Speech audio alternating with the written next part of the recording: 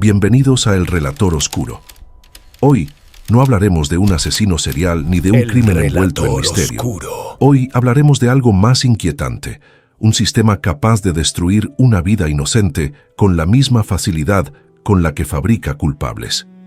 Esta es la historia de Kevin Solórzano, un joven universitario hondureño que se convirtió en el centro de un huracán judicial, mediático y político. Un caso donde la urgencia por encontrar un culpable pesó más que la verdad. Donde la palabra sustituyó a la evidencia. Donde la justicia no protegió, sino que persiguió. Durante casi 8 años, Kevin vivió entre barrotes, protestas, esperanzas rotas y un país dividido, mientras la pregunta permanecía abierta y punzante. ¿Fue la justicia un arma o simplemente un error? Acompáñame, porque esta historia revela algo mucho más profundo que un proceso judicial.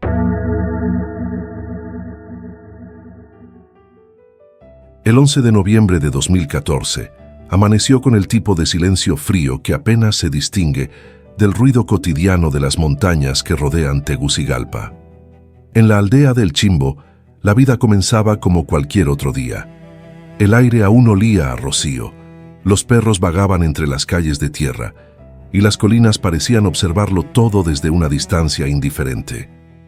Sin embargo, en cuestión de minutos, aquel lugar tranquilo se convertiría en el escenario de un crimen brutal que resonaría por años en todo Honduras. El abogado Edwin Eguigure, ex fiscal, se desplazaba en su vehículo junto a su esposa, María Auxiliadora Sierra. Era una mañana normal, al menos hasta que la violencia irrumpió como un relámpago. Según los informes forenses, Eguigure fue atacado con una ferocidad que revelaba algo más que la intención de matar. 40 puñaladas, acompañadas por 2 disparos que sellaron su destino. No fue un asesinato limpio ni calculado, fue una ejecución marcada por la rabia, el descontrol o la precisión despiadada de alguien acostumbrado a destruir sin dejar rastros. Pero hay algo más que se debe entender para comprender la magnitud de lo que este crimen significó. Entre 2010 y 2014, 85 abogados fueron asesinados en Honduras. 85. Una cifra que no solo habla de violencia, sino de un mensaje. En Honduras, la justicia no siempre está del lado de quien la defiende. La muerte de Eguigure no fue un caso aislado. Formaba parte de una cadena macabra que envolvía al sistema judicial en miedo, silencio y sospecha. Y cuando la muerte toca a alguien vinculado al poder, la presión aparece. No es solo tristeza, no es solo indignación, es exigencia. Exigencia de resultados rápidos, de culpables inmediatos, de respuestas contundentes que devuelvan la ilusión de control. Fue dentro de este torbellino político, emocional y mediático, donde el nombre de Kevin Solórzano apareció por primera vez. Kevin era un estudiante universitario de 19 años, sin antecedentes, sin historial de violencia. Un joven común, como tantos otros que cruzan pasillos de facultades soñando con un futuro mejor. Aún vivía con su familia en una casa modesta, donde los días pasaban entre tareas, risas, responsabilidades sencillas y planes que parecían posibles. Pero 9 días después del crimen, el 20 de noviembre, la calma de esa casa se quebró. En una intervención tan rápida como cuestionable, la Fuerza de Seguridad Nacional Interinstitucional, FUSINA, irrumpió en el hogar familiar y detuvo a Kevin sin una orden judicial. No hubo investigación exhaustiva. No hubo análisis detallado de la escena del crimen. No hubo contradicción racional entre la evidencia y la acusación. Solo hubo una necesidad urgente de señalar a alguien, y Kevin fue ese alguien. La acusación se sostuvo sobre un testimonio, el de la viuda del abogado asesinado, quien afirmó haber reconocido el rostro de Kevin como uno de los atacantes. Aquella identificación cambiaría el curso de su vida. Pero reconocer un rostro en medio de un ataque traumático, entre la sangre, el miedo y el caos, no es evidencia definitiva.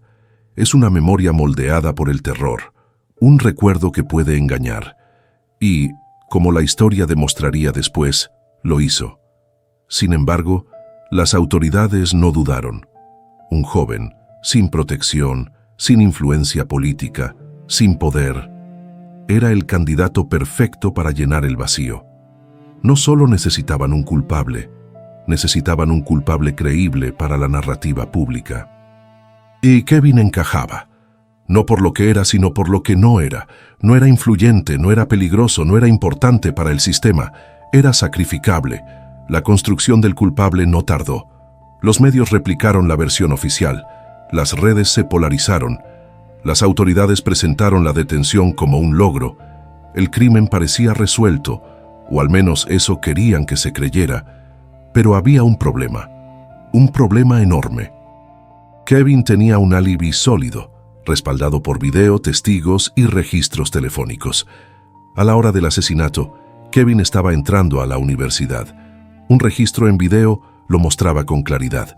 Testigos confirmaban su presencia. Su teléfono se conectaba a torres que lo localizaban lejos de El Chimbo. Sin embargo, esos datos no importaron. La investigación no comenzó preguntando qué ocurrió realmente, sino cómo encajar a Kevin en la historia. No se buscó la verdad. Se buscó justificar una conclusión ya tomada. El proceso dejó de ser una búsqueda y se convirtió en una construcción narrativa. La pregunta que surge entonces es inevitable, dolorosa y peligrosa. ¿Por qué Kevin? Algunos señalaron presión política. Otros hablaron de la necesidad de mostrar resultados inmediatos para calmar la indignación pública. Algunas voces más oscuras sugirieron que el caso podía servir para reforzar la imagen de instituciones militares que buscaban consolidarse como garantes del orden. Y mientras esas teorías circulaban, Kevin ya estaba tras las rejas.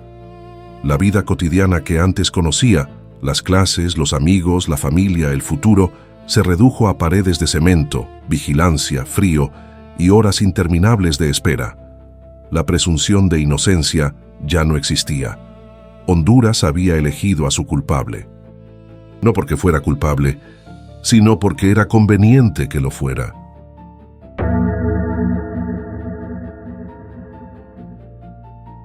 El juicio comenzó con un ambiente cargado. No era simplemente un proceso legal, era un espectáculo público.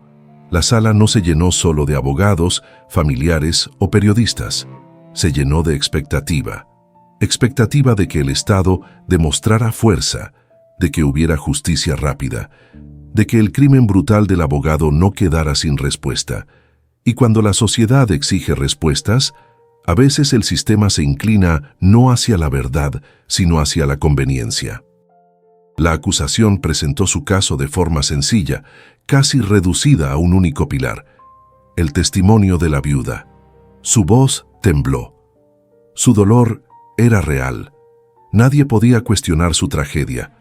Y en un país profundamente acostumbrado a ver la muerte pasar por las calles como si fuera viento, su sufrimiento conmovía.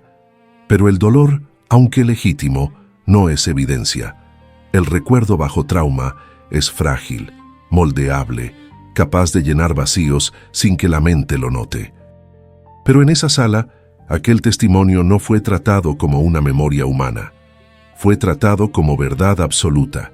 La acusación lo elevó, lo protegió, lo convirtió en el eje central del caso. Y todo lo demás, todo lo que incomodaba, todo lo que sugería otra historia, fue empujado hacia los márgenes como distracción. Del otro lado, la defensa llevó algo muy distinto: datos, tiempos, distancias, imágenes, teléfonos, testigos presenciales de rutina, no del crimen. Una grabación mostraba a Kevin entrando a la universidad alrededor de la hora en que el asesinato se consumó en otro lugar, a kilómetros de distancia. Un amigo aseguró haberlo dejado allí. Un compañero confirmó haberlo visto. Los registros telefónicos reforzaban la misma ubicación. Incluso la descripción inicial de los atacantes no coincidía con la altura ni la complexión de Kevin. Pero en la sala, algo era evidente. Las pruebas no pesaban lo mismo. La distancia física entre dos lugares no se comparó con seriedad. Los minutos no se midieron con rigor. Las probabilidades no se consideraron. Se trató como si la lógica pudiera doblarse cuando la emoción y la presión lo exigieran. Y así fue. Cuando la defensa presentó el video del ingreso a la universidad, se esperaría que eso bastara para introducir duda razonable. Pero la respuesta fue desconcertante. Se reconoció el video y se declaró que no era suficiente para descartar su participación en el crimen. Era como decir, sí, estaba allí, pero podría haber estado en dos lugares al mismo tiempo. Con esa afirmación, la realidad se quebró. La presunción de inocencia se evaporó en silencio. El peso de la prueba cambió de manos. Ya no era el Estado quien debía demostrar que Kevin era culpable. Era Kevin quien debía demostrar que no lo era, más allá de cualquier sombra posible. Una tarea imposible, una inversión de justicia que dejó a muchos testigos, incluso en la sala, en un desconcierto impotente. Y cuando la razón se rompe, lo que queda es la narrativa. La acusación tejió una historia de crimen, dolor y reconocimiento visual. La defensa ofreció una historia de tiempo, coherencia y presencia comprobada. Pero las emociones del primer relato parecían más fuertes que las pruebas del segundo. El veredicto cayó como un golpe seco. Culpable, culpable del asesinato, culpable de la tentativa contra la esposa, culpable, aunque los números, los kilómetros, las imágenes y los teléfonos contaran otra historia. La sentencia fue larga, más de 3 décadas de prisión, a una edad en la que la vida apenas comienza. Kevin escuchó la decisión con un rostro inmóvil, pero en los ojos se le quebraba algo. No solo la libertad, no solo el futuro, la lógica, la confianza en que las cosas tenían sentido, en que la verdad podía defenderse sola, en que el mundo era coherente. La familia lloró. Algunos en la sala aplaudieron, otros se quedaron paralizados. Y afuera, como eco, el país se dividió. Para unos, la justicia había hablado. Para otros, un inocente acababa de ser sacrificado. Pero incluso en ese momento de derrota, algo comenzó a moverse. Silencioso, vivo, creciente. Una duda colectiva. Una pregunta que resonó en miles de hogares, bares, aulas y buses. Si la evidencia no basta para salvar a un inocente, entonces, ¿qué significa estar a salvo en Honduras?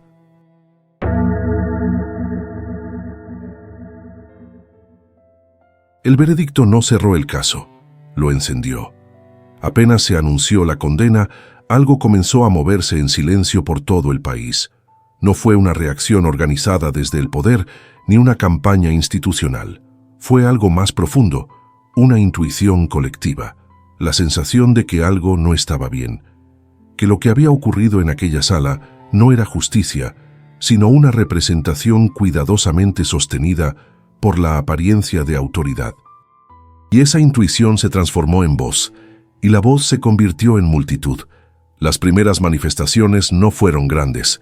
Familias, amigos, compañeros de universidad, algunos vecinos. Personas que no llevaban banderas políticas ni consignas partidarias. Solo llevaban un mensaje sencillo. Kevin es inocente. Esa frase apareció escrita a mano en carteles improvisados, grabada en cartones reciclados, pintada en mantas colgadas en balcones. Era una frase pequeña, pero contenía algo poderoso. Una acusación moral contra el Estado. Poco a poco, aquello que comenzó como una expresión íntima de solidaridad se transformó en movilización nacional. Las calles de Tegucigalpa, San Pedro Sula, La Ceiba y muchas otras ciudades fueron ocupadas por estudiantes, madres, trabajadores, abogados indignados, jóvenes que se veían reflejados en Kevin y adultos que reconocían en él a sus propios hijos. No se trataba solo de él, se trataba de todos. El caso se convirtió en símbolo, porque representaba una herida profunda y ya conocida, la fragilidad del debido proceso, la facilidad con la que la justicia puede volverse instrumento de poder, la vulnerabilidad de cualquier ciudadano frente a un sistema dispuesto a llenar vacíos con sacrificios humanos. Las redes sociales amplificaron la indignación. Lo que antes dependía de jornais, radio y televisión, Agora circulava por celulares, por transmissões ao vivo, por relatos que no podían ser filtrados. Vídeos mostrando el video del álibi se volvieron virales. Personas comunes analizaban los minutos, los kilómetros, la lógica que el tribunal había ignorado. La población se transformó en un jurado paralelo, pero esta vez uno que escuchaba la evidencia con paciencia y desconfianza hacia la narrativa oficial. Desde ese punto, el caso dejó de ser un expediente judicial. Se convirtió en un referéndum moral. En los mercados, en las universidades, en los taxis, en las filas de los bancos, se discutía lo mismo. Si a él, con video, testigos y pruebas, no lo salvaron, ¿sí? ¿Qué nos queda a nosotros? El país quedó dividido, pero no dividido entre derecha e izquierda, entre ricos y pobres, entre ciudades y pueblos. Se dividió entre quienes seguían creyendo que las instituciones aún representaban justicia y quienes ya no podían creerlo. Lo que las calles gritaban no era solo un nombre, era un diagnóstico. La ira no se dirigía únicamente contra los jueces, o contra la policía, o contra el Ministerio Público. Era una ira dirigida contra una estructura completa, una estructura que, según muchos, castiga a quien no tiene poder y protege a quien lo tiene. Y mientras la indignación crecía, a los medios tradicionales no les quedó más alternativa que cubrir lo que estaba ocurriendo. Algunos lo hicieron con cautela, otros con cierto desdén, pero todos tuvieron que reconocer lo que era evidente. El caso Kevin Solórzano ya no era un caso judicial, era un movimiento social. Lo que resultó más revelador fue la composición humana de ese movimiento. No estaba dominado por partidos políticos, no respondía a líderes ideológicos, no tenía un discurso único. Era una multitud espontánea que se sostenía en una emoción compartida, la sensación de que algo profundamente injusto había ocurrido y que guardar silencio sería participar en el crimen. A cada marcha seguía otra, a cada protesta otra más grande. Y la imagen se repetía, miles de personas caminando bajo el sol, algunas llorando, otras gritando, todas con la misma pregunta en los ojos. ¿Cómo confiar en un sistema que puede fabricar culpables? Y esa pregunta hizo algo más que dividir el país. Puso al sistema judicial en juicio, porque cuando el público comienza a desconfiar, la autoridad deja de ser autoridad. Y el Estado lo sabe. Fue esa presión, no solo legal, sino moral y social, la que volvió insostenible la versión oficial. Fue esa presión la que abrió la puerta a la revisión. Fue esa presión la que obligó a mirar de nuevo las pruebas que antes habían sido ignoradas. No fue el sistema que corrigió el error. Fue el pueblo que obligó al sistema a enfrentar su propia sombra.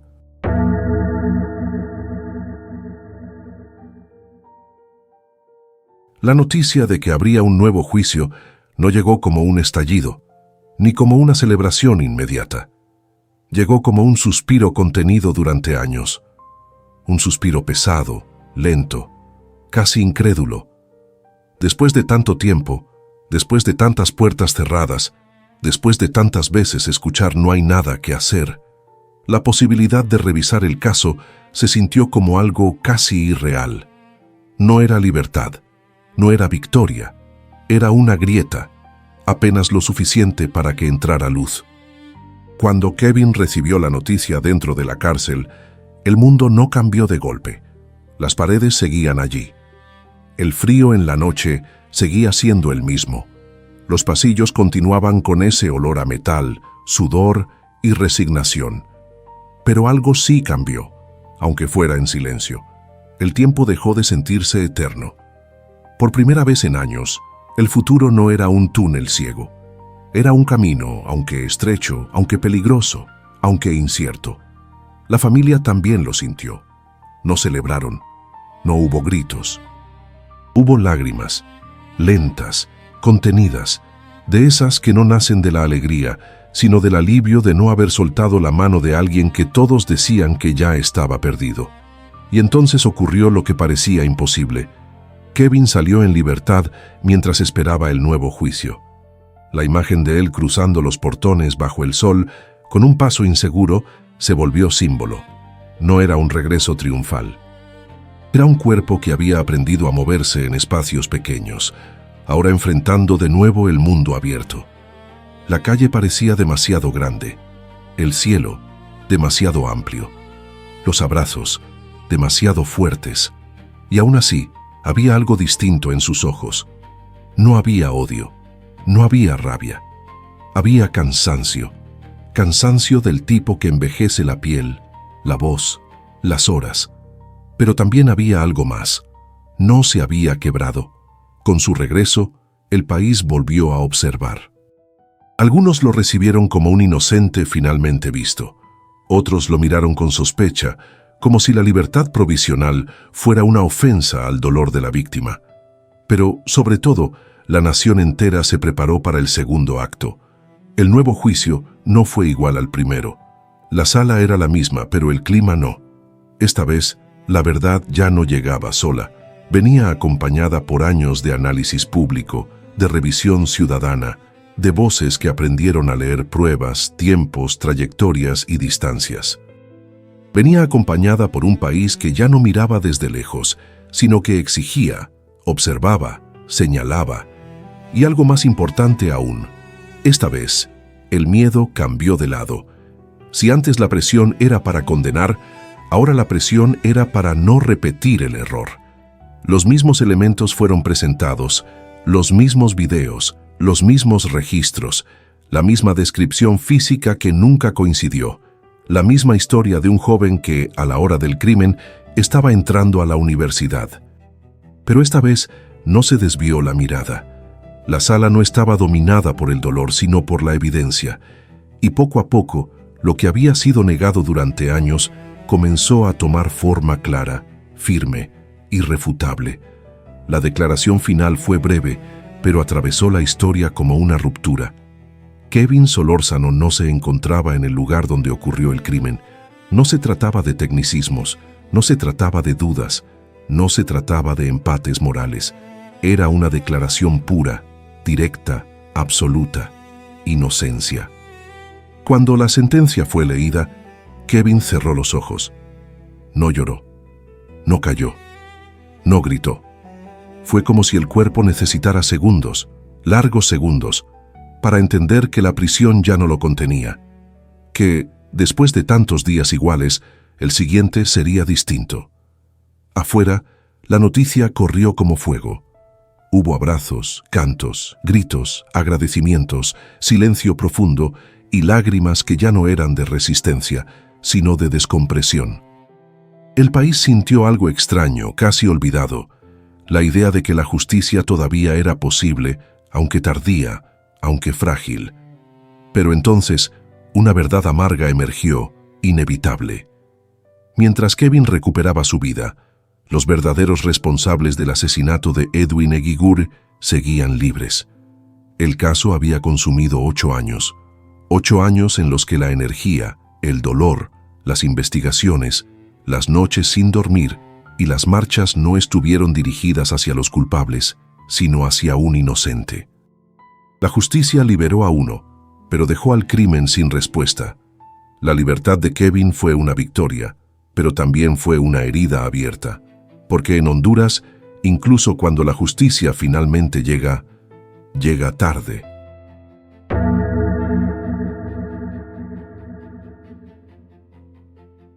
La historia de Kevin Solórzano terminó con libertad, pero no con justicia plena.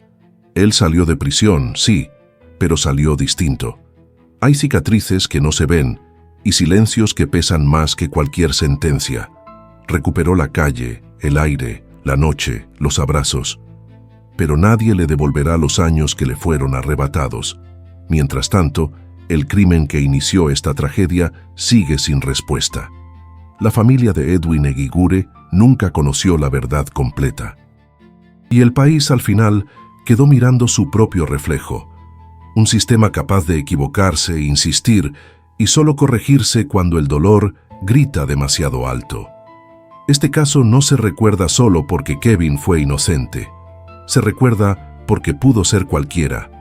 En un país donde la justicia no siempre protege, todos estamos más cerca de la sombra que de la ley. Y esa es la parte más difícil de aceptar. Porque la verdadera pregunta no es cómo Kevin salió. La verdadera pregunta es, ¿quién será el próximo?